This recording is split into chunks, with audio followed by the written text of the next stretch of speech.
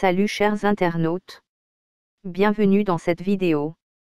Nous parlerons des plus beaux jardins botaniques d'Afrique. Sans plus tarder, on commence. Il existe de nombreux jardins botaniques en Afrique. Et ceux-ci ont été créés dans le but principal de conserver et protéger certaines espèces. Ceux-ci sont également voués à la recherche, l'enseignement et l'éducation. Ce sont des lieux ouverts au public où les plantes sont aussi là pour le plaisir et la détente. Top 10 des jardins botaniques les plus beaux d'Afrique. Le Jardin botanique national de Kirstenbosch. Il est situé à Kirstenbosch sur les pentes orientales de la montagne de la Table au Cap, et a la réputation d'être l'un des plus grands jardins botaniques du monde. Ceci grâce à ses collections et sa situation exceptionnelle. Il a été créé en 1913 pour promouvoir, conserver et présenter la flore riche et diversifiée de l'Afrique australe. C'était aussi le premier jardin botanique au monde consacré à la flore indigène d'un pays. Le jardin abrite la fleur nationale d'Afrique du Sud, la protea, ainsi que de nombreuses autres flores, notamment les fimbeaux, erica et restios. Il y a plus de 125 espèces d'oiseaux qui vivent dans le jardin, y compris le sugarbird, le sunbird et le moucherolle sombre d'Afrique, ainsi qu'une variété d'insectes comme le papillon de la montagne de la Table, et d'amphibiens comme la grenouille gazouillante. Les visiteurs peuvent aller sur la promenade Centenary Tree Canopy du jardin ou sur une piste cyclable à travers le jardin. Jardin Majorelle. Il est situé à Marrakech, au Maroc. Le jardin Majorelle a été créé par le peintre français Jacques Majorelle en 1931 en s'inspirant des oasis, jardins islamiques et jardins espagnols hispano-mauresques. Il a été acheté par le designer français Yves Saint Laurent et son partenaire Pierre Berge en 1980. C'est l'un des plus hauts lieux touristiques au Maroc. Le jardin compte environ 30 membres de la famille des cactus car Majorelle était particulièrement intéressé par les plantes quand il a conçu ce jardin. Il abrite une variété d'espèces d'oiseaux, y compris le merle, le moineau et la tourterelle. Le jardin comprend également des bambous importés d'Asie du Sud-Est et intègre le monument Yves Saint Laurent qui a été érigé à la mémoire du créateur après son décès en 2008. Une particularité du jardin est la présence du musée berbère, qui a été ouvert en décembre 2011 pour documenter la riche histoire de la tribu berbère. Les visiteurs peuvent en apprendre davantage sur la culture berbère grâce à une collection de photographies, de films, de bandes audio et musicales. Selon le site anglophone House Fresh qui a agrégé les avis de dizaines de milliers de touristes, le jardin Majorelle est désigné deuxième plus beau jardin du monde, derrière le Gardens by the Bay de Singapour et devant le jardin du Luxembourg de Paris en 2022. Le jardin botanique national des Seychelles.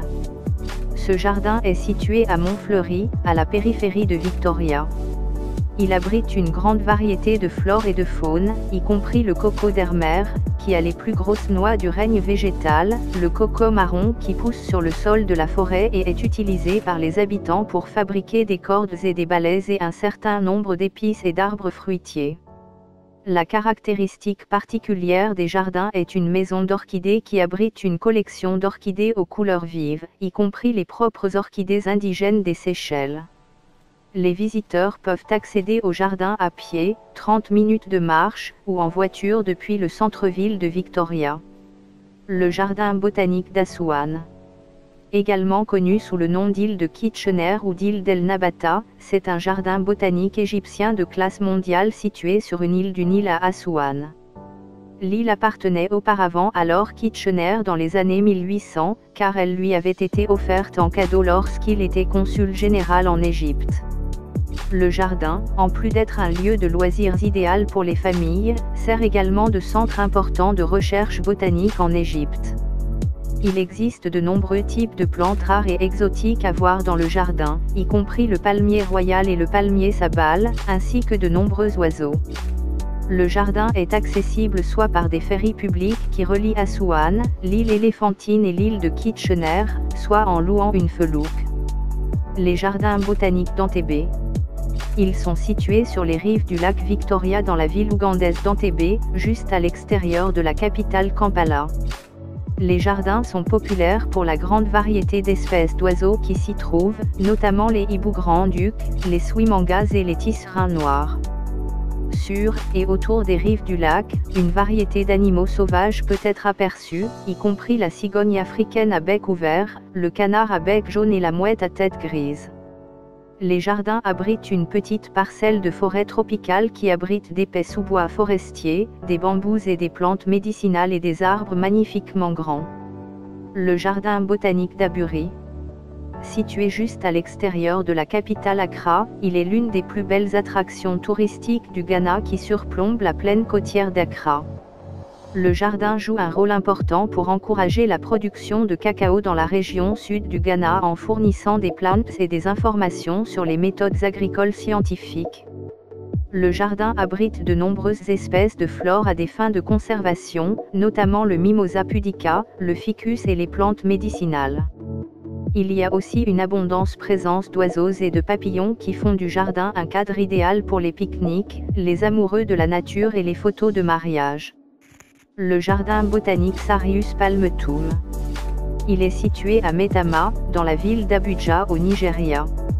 Il abrite plus de 1000 espèces de plantes différentes, dont environ 450 espèces de palmiers.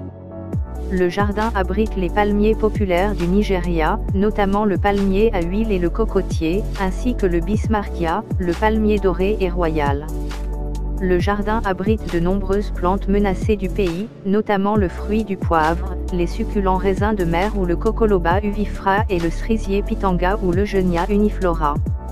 Le jardin a été lancé par l'une des premières dames du Nigeria, Adjoke Mohammed, par amour pour les plantes et par besoin de conserver la flore indigène du Nigeria.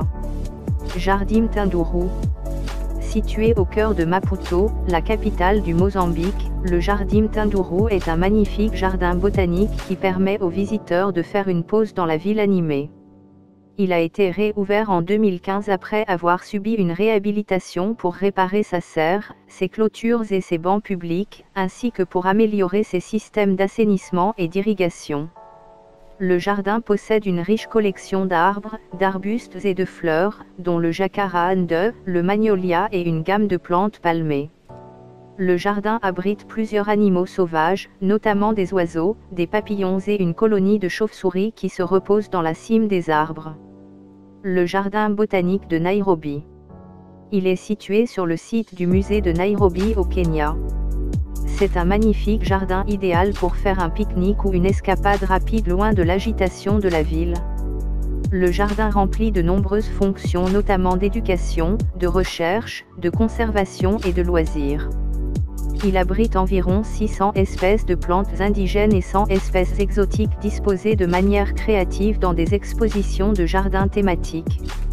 Il comprend aussi un jardin d'herbes aromatiques, qui contient les plantes médicinales indigènes du pays et un jardin de plantes succulentes, qui a une quantité importante d'espèces succulentes trouvées au Kenya. On a également le jardin de la Carrière, qui présente une variété de papyrus, de nénuphars et d'autres plantes aquatiques. Le jardin botanique de Nairobi est également ouvert à la location pour des événements tels que des fêtes, des séances photos et des activités de loisirs. C'était tout pour cette vidéo, je vous invite à la liker si elle vous a plu et n'oubliez pas surtout de vous abonner pour suivre d'autres nouvelles vidéos. N'hésitez pas de mettre vos idées en commentaire. Je vous souhaite le meilleur. À la prochaine.